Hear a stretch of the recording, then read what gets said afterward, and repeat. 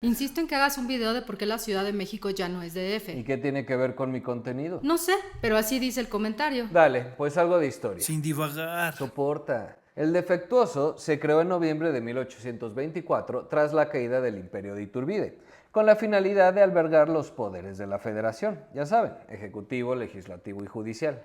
Con cambios más o menos irrelevantes, aunque algunos interesantes, se mantuvo así hasta febrero de 2016, cuando entró en vigor la reforma que cambió el hermosísimo e histórico nombre de Distrito Federal a Ciudad de México. Lo relevante es que con esto adquiriría autonomía política y administrativa, lo que nunca tuvo antes de esto.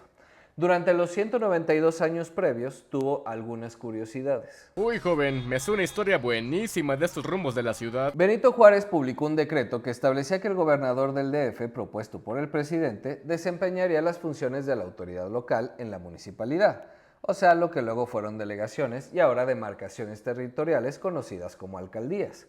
También decretó que le correspondía a la Secretaría de Estado y del Despacho de Relaciones Exteriores el gobierno en lo político y administrativo. Claro que esto se hizo en un contexto de guerra. Lo comento porque todo el siglo XIX fue un eterno pleito entre centralismo y federalismo. ¿Cómo cambian los tiempos? Ahora los conservadores son federalistas y los progres son centralistas. Los liberales de antes ahora son de izquierda y los conservadores liberales económicos. Aunque también hay liberales conservadores. Política. Lo mejor es cuando los quieren dividir entre buenos y malos. Y me encanta cuando algún listillo se quiere ver muy pro y comenta: la división entre izquierda y derecha ya no existe, infórmate. Nunca existió. Una cosa son posturas ideológicas y otro lo que pasa en la vida real. Depende de si hablamos de modelos económicos o posicionamientos morales, autoritarismo o libertades. Seguro que están poniendo atención a lo que se dice antes de comentar. Y ahora salieron con que el hispanismo no es capitalista. En el video de Rusarín, véanlo. Ahora toca explicar qué es el hispanismo como ideología política. No divagues. Perdón. Si quieren video de hispanismo, déjenlo en comentarios. Para 1903, con Porfirio Díaz, se organizó en 13 municipalidades, siguiendo supeditado al Ejecutivo y directamente a la Secretaría de Gobernación. No funcionaron del todo bien.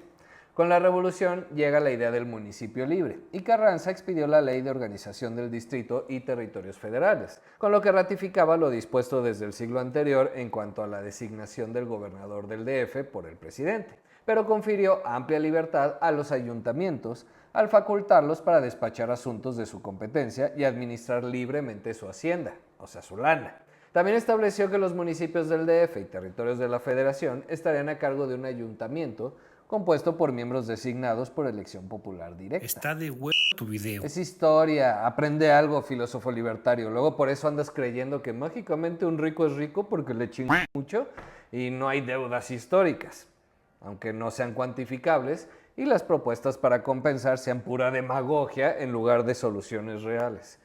Pero no me hagas divagar. Lo de elegir igual no duró mucho. No divagues.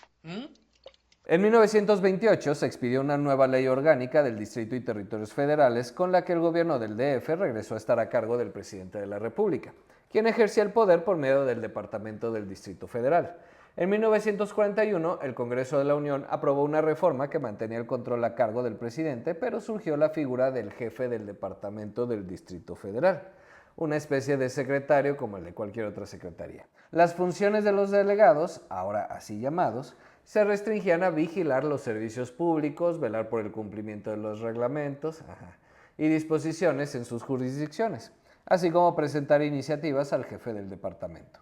En resumen, por muchos años se consideró a la ciudad como un territorio centralizado de los poderes de la Unión, lo que significaba que las autoridades locales eran designadas por la autoridad federal y actuaban en representación de tales poderes federales. Esta ciudad es perfecta.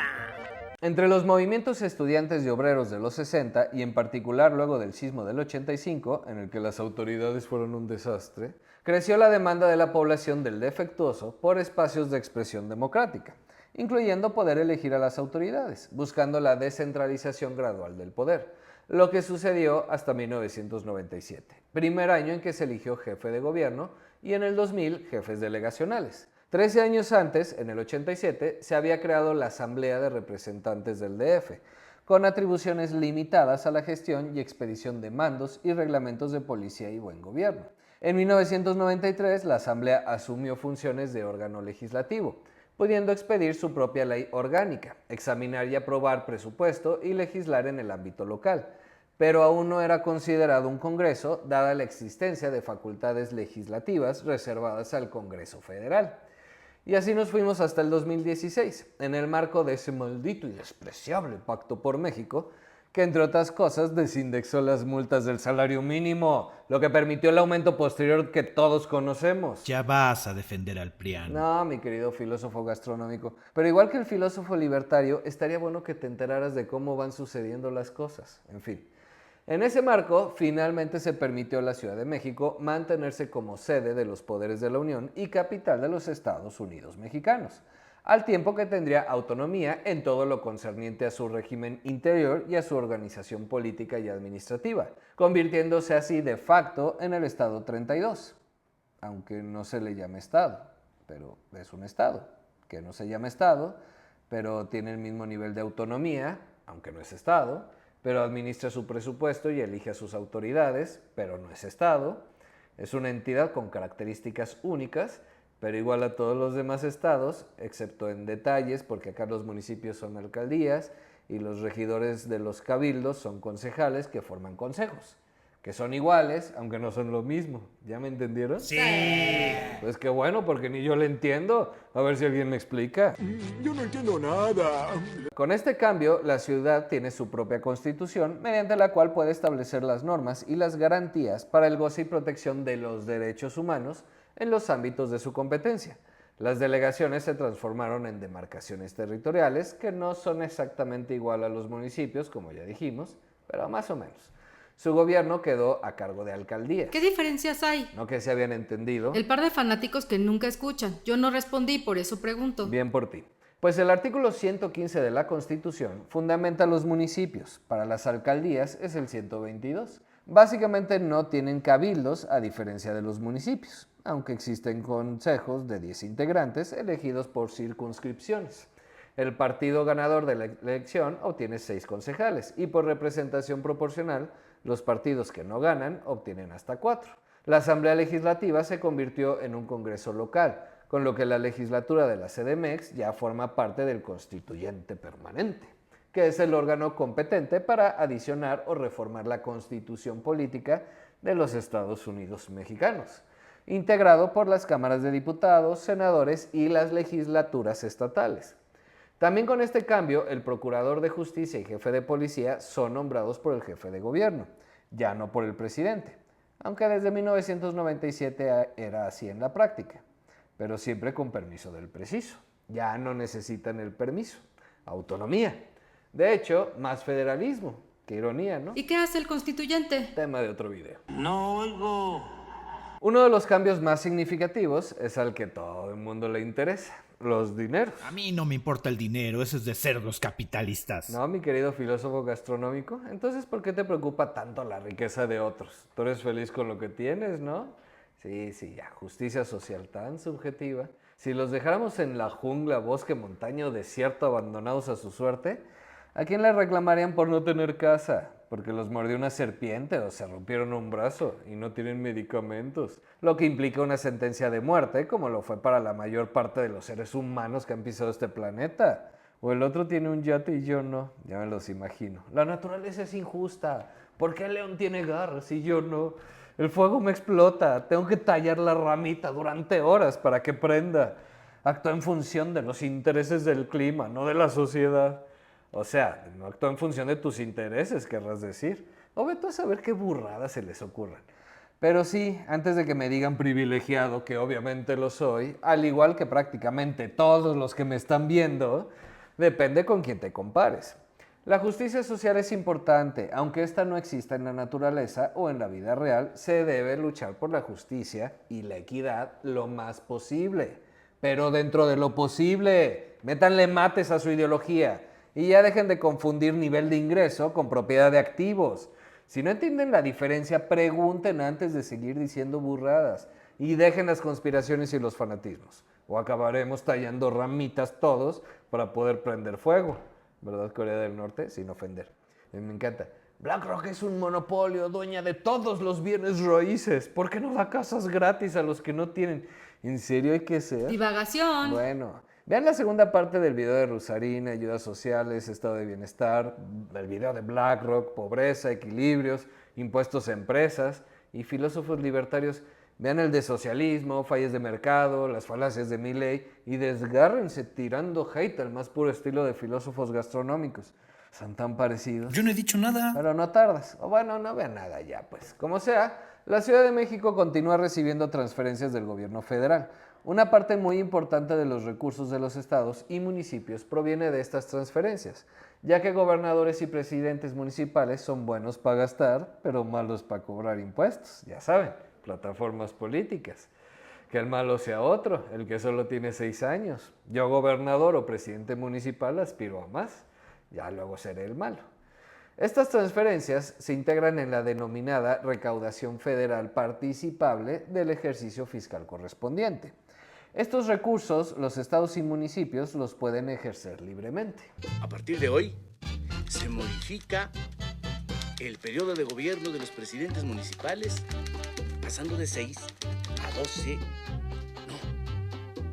a 20 años. Para maquillar lo que les acabo de decir, o sea, lo de que sea el malo el que cobre impuestos y yo, gobernador, me vea bien gastando y no cobrando, aunque hay presidentes que de plano se sienten gobernadores, qué bárbaros, gastando de lo lindo y aventándole la bolita al que sigue, ¿verdad, AMLO? Ay, Claudia, a ver qué milagros haces junto con Rogelio.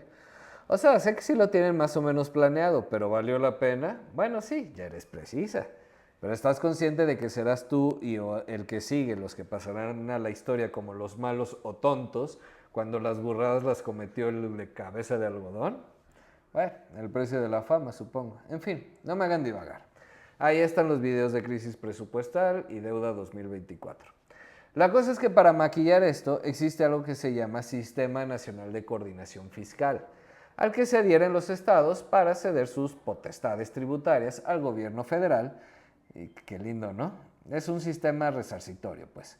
Con todo, tiene su lado bueno, que viene del prianismo. ¿Se imaginan cuatro teístas? Como las dinámicas económicas son muy distintas entre los estados, la distribución de estos recursos responde a dichas diferencias. O sea, la Ley de Coordinación Fiscal establece una serie de fórmulas que dependen de diferentes variables como los montos recibidos en años anteriores, población, crecimiento del PIB, esfuerzo recaudatorio, entre otros. La Ciudad de México en segundo lugar y el Estado de México en primero, por bastante ventaja, son los estados que concentran más participación, seguidos de Jalisco, Veracruz y en quinto lugar Nuevo León. ¿Qué huele, regios? ¿No eran los ricos? Ya, fue chistín, no empiecen de energúmenos. Y si no me crees, pregúntale a Nuevo León.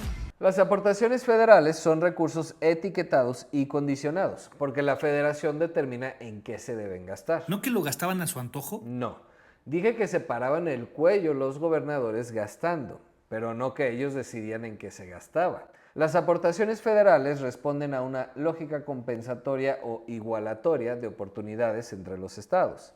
En serio, qué cuatro teístas nos salieron estos prianistas. Mira desde cuándo hacían estas cosas de repartir. Los fondos de las aportaciones tienen diferentes fórmulas para la distribución de los recursos entre las ahora 32 entidades federativas. En principio, estas fórmulas deberían incluir criterios para que los estados con mayor rezago accedan a más fondos y también beneficiar a aquellos que cumplan con las metas determinadas en salud, educación e infraestructura básica. Aunque la cantidad de población también tiene mucho peso. Veamos algunos datos de las transferencias estatales. Son datos del INEGI. Como siempre, las fuentes están aquí arriba en letritas amarillas. Así que si por favor en este u otro video ven algún energúmeno comentando ¿de dónde sacas tus datos? Amablemente háganos el favor de ponerle están ahí en letritas amarillas. No puedo responder a todos los comentarios de energúmenos, pero ayúdenos a que le metan mates a su ideología y se despoliticen, informen y contrasten información. No está de más recordar que todos tenemos sesgos. Es como decir el agua moja. Un sesgo, además de información incompleta, entre otras cosas, es la preferencia consciente o inconsciente por algo, la tendencia a buscar, recordar e interpretar información que confirme nuestras creencias. Me encantan los comentarios del tipo, buen análisis, aunque un poco sesgado. AMLO ha sido el mejor presidente de la historia y esos son hechos. No, bueno, estás empapado, mijo. Divagación. No, pues, perdón. También ayúdenos con los policías del sesgo, que no se enteran de sus propios sesgos. Gracias. Vámonos con más música. Queremos mandar un saludo. Sí, va. Pi. El 83% de los ingresos estatales provienen de las transferencias federales. Solo 12% son ingresos propios, como impuestos estatales a la nómina, cobro de derechos, aprovechamientos, cuotas de seguridad social, predial, ese tipo de cosas. 3% provino de deuda pública, que son préstamos a los estados, autorizados por el legislativo de cada estado. Aunque un buen número de estados ya no les presta ni el agiotista de la esquina. Así que otra vez entra papá gobierno federal a respaldar su deuda. Revisen las deudas de los estados, cuatroteístas, antes de decir que no ha crecido la deuda, que además sí lo ha hecho, la federal, no solo la de los estados, en fin. Igual no tanto como el Esquetino dice. No es que no sepa nada, o sea, un mal economista, pero está muy ideologizado.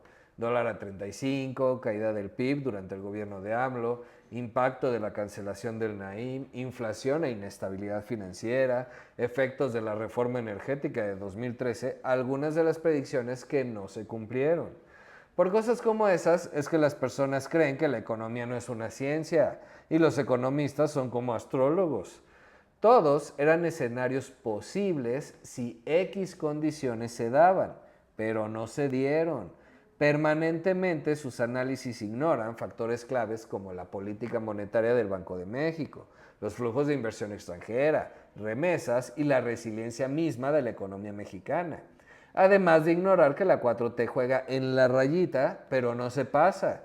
Y lo dicho, le pasan la bolita a Claudia. Pero en su plan de gobierno, al menos de momento, tiene contemplado el ajuste en el déficit, así como aumento en la recaudación. Igual pueden equivocarse y todo salirse de control. Nadie conoce el futuro. Por eso no está de más que sean más precavidos, cuatroteístas. No sé si AMLO sea el mejor o el peor presidente de la historia, pero el más suertudo no tengo dudas, a pesar de COVID. De hecho, hasta eso le terminó beneficiando a su presidencia. No es que todo lo que diga Esquetino esté mal, pero otra vez lo dicho, cuando alguien solo habla bien de algo o solo habla mal de algo, pues alguna intención tendrá. ¿Ahora el video trata sobre Esquetino? Perdón, es que desde hace mucho tenía ganas de decirlo y no encontraba dónde meterlo. Tampoco es que amerite un video propio, pero he visto a muchos opositores de la 4T basarse en él para predecir las catástrofes de la 4T y del país. Además de que por su culpa nos meten a todos los que hacemos alguna crítica al gobierno en el mismo saco. Y el dólar a 35, no se sabe en otra, ni saben de dónde viene. Ni siquiera es idea de Loret. ¿Ven por qué les digo que no lo vean? Bueno, ven lo que quieran, pero contrasten. Y si pueden pasar, pero no son un hecho. Hay que contrastar información. Sin conspiraciones ni fanatismos.